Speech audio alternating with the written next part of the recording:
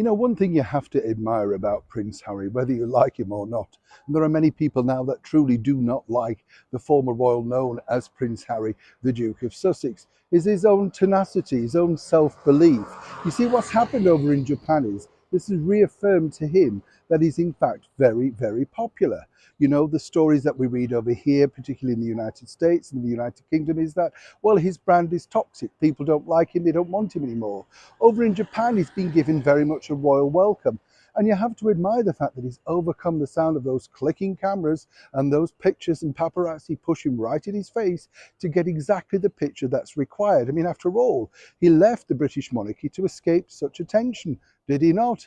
You could see how he was basking in the delight and glory of finally being free, not really just from his wife Meghan Markle, but actually getting some attention himself.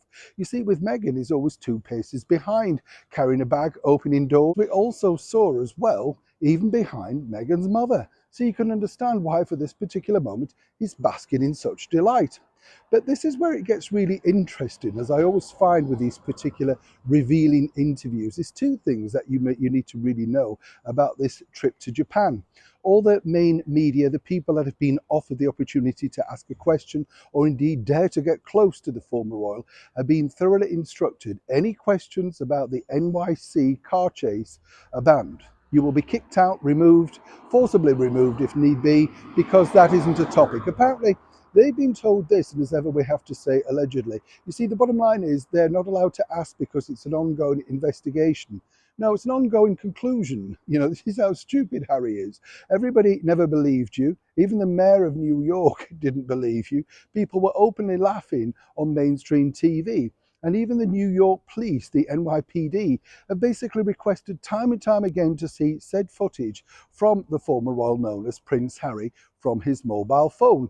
But for some inexplicable reason, maybe the battery died or he can't remember his code to get into the phone, he's never provided it. So you can understand why they consider this to be completely zipped. Back to the plot. You see, Harry now is trying to woo over a brand new crowd. He realizes that his book sold very well over in Japan and, of course, all the surrounding areas. Now, for him, this is validation. This is all he needs. This is what exactly Meghan and Harry are looking for. They're looking for a major cult, if you like, a pile of celebrity that will, of course, ensue that their product can sell well. This is sending a message back also to their paymaster, Netflix, and indeed the one that wants to bin him better up. It's basically saying, don't believe what you read, we're as popular as ever, and once the onslaught of Meghan comes out of there, then they will also double up and make sure that the world knows they remain as popular as ever.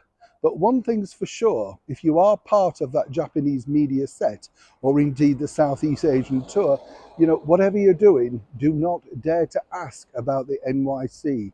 Truly, it's still a very thorny topic for the ex-royal. They know they've been exposed, they've become a laughingstock, and they don't want the world to be reminded of that.